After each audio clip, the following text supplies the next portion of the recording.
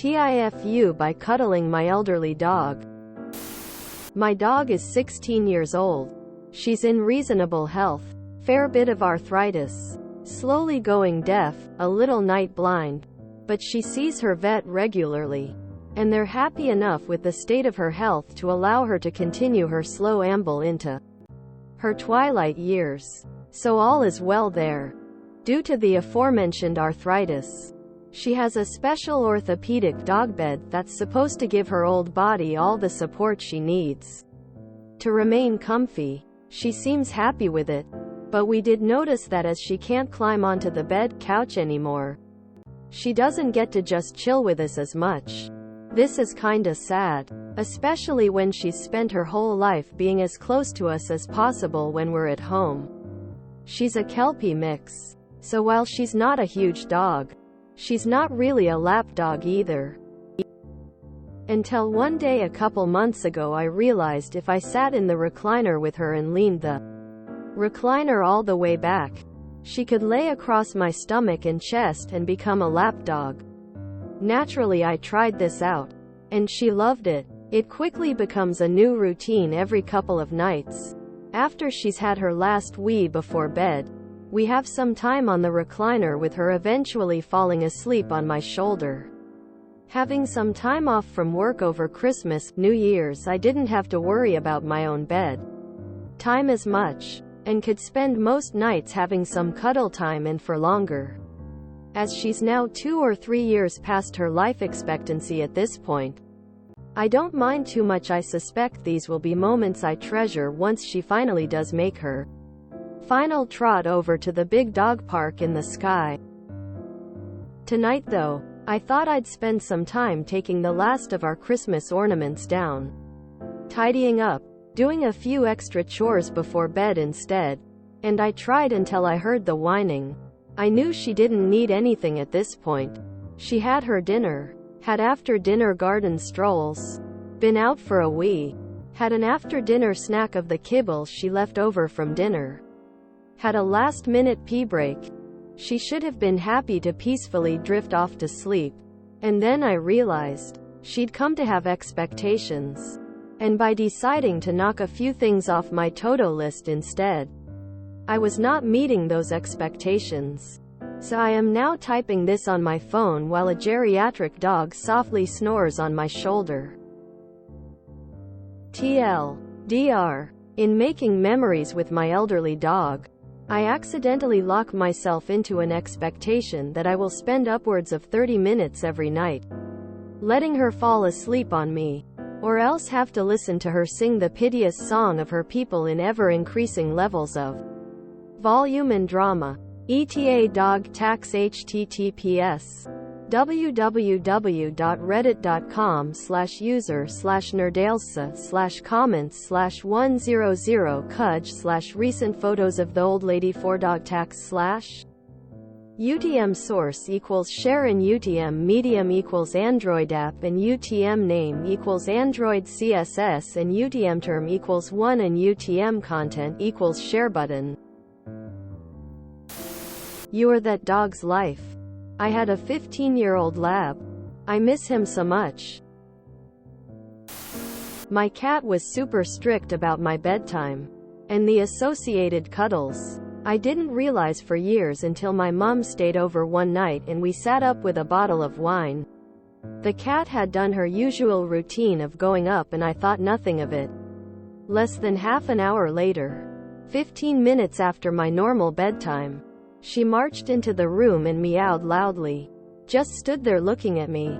I started to move and every time I went in the wrong direction, she either pointed me elsewhere or meowed again. The only time in my life I've been more obviously hurted was when a swan chased the rowboat I was in away from her nest. When you look back at these moments, you'll remember the cuddles with your dog versus the few tasks you complete at night. Cuddle your dog as much as you can. One day you'll long for those cuddles. Sounds like your pup has a great life with you, heart. I love her, and we need dog tax. When my last dog got old, He started refusing to climb up on the sofa as he couldn't jump as he once did. Arthritic hips. But he refused to let me lift him. So every day I would sit on the floor so he could have his cuddles instead. Enjoy every minute of it. And give her some back scratches from me. We had to put down our old pup early last year. I can't say his final weeks were really comfortable for him. He was far past his pride and had immense difficulty walking inside the house. Outside was mostly fine, but I guess the tiles inside were slippery for him. During those final weeks, we were absolutely terrified that he'd force himself up, slip and break a bone. We all had difficulty really sleeping well at night, as he'd often wake up in the middle of the night to do his business. He was prideful in his own way, as he'd do his damn best to hold it in until someone would get up, let him outside, but he'd sometimes fail and it'd be whatever. He'd spend most of his time sleeping, but I still tried to take him out for a brief walk 1-2 times a day. Since it was his favorite thing in the world. He'd gotten skinnier over time, but he'd still eat 9/10 meals entirely. And our vet basically told us there was nothing to do for his weight loss. But as long as he had a good appetite, there wasn't much worry. The final week was what I considered hell. He didn't eat one of his meals, which okay sometimes happens. But he skipped it the next day as well.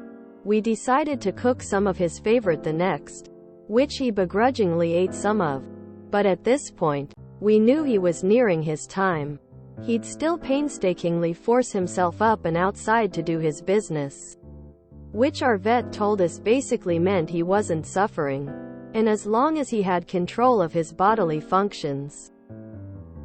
He last that the very same evening, he suddenly got up panicking. Before we realized what happened, I still remember the look of shame and panic on his face. And it tears me up. You could just tell he didn't want to do it in the house. We all wished for him to go in his sleep peacefully, in the comfort of our home. But we couldn't just let him live on like that any longer for our selfish desire to keep him with us just a bit longer. My parents brought him to the vet the next morning while I was working at our shop. I kissed him goodbye that morning. And to me, the look on his face said he didn't want to go. But living like that just wasn't living. He deserved better. It's almost been a year. And I know the fact he lived for over 17 years is a goddamn miracle in and of itself. I just hope he was happy living with us for so long. Because we sure were happy to have him around. So cherish these moments. Keep giving her what gives her joy as thanks for the love and kindness she gave you. Sorry for the long post. It just feels good to let it out once a while. The Lord does not deduct from our allotted time those hours spent loving our animals. My mom's dog is a whiny little baby. He's 10, so getting on a bit. He had surgery on his leg last year, and Mom temporarily moved his bed from the laundry room where the dog door is to her room, so she could keep an eye on him while his stitches healed. I say temporarily, but he's been there ever since because he started whining when his bed was first moved back. He's recently taken to shivering as well as whining. He's not cold, and stops immediately when you pick him up. He just wants the attention. His official veterinary diagnosis is anxiety. But I think it's just that he's used to being coddled. Poor Mom has empty nest syndrome bad, and she's been pouring it out on the dog. What I wouldn't give for more snuggles with pets I've lost. You're doing a wonderful thing. You may have a few years left yet. Our Kelpie mix lived to about 18, though she was suffering towards the end. I worked away at that point and it hurts that I wasn't there at the end. So suffer through those cuddles. You'll miss them when they're gone. This is very sweet and I have to ask for dog tax please heart. Enjoy your reward heart. I needed this after a long night at work winking face. My little man. A strapping 70-pound Airedale named Franklin. 3 next month and a great brother to our other Airedale. 7-year-old Stella. Is resting on the bed next to me. I don't care where he sleeps. Last night he slept across the top of our king-size bed, forcing my wife to sleep sort of sideways. And when he plops himself on top of me while watching TV, there's nothing better. Companionship is one thing we seek from our dogs. And if that means the occasional uncomfortable nap, bring it on. You didn't create expectations. You created the best part of her day. This is so sweet, bittersweet a bit. Enjoy those moments. My old dog does this too.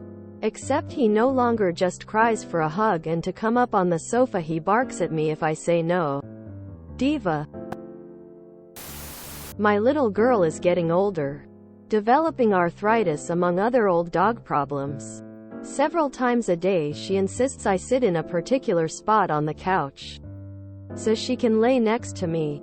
I must cover her in a blanket while she naps. If I don't, she follows me around and just stares at me till I do it. Adorable.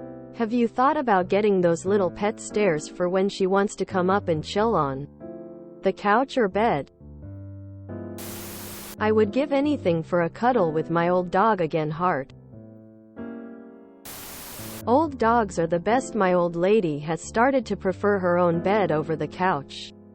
But once we are in bed she cuddles with us all night. Thanks to her I'm spending a lot more time in bed now.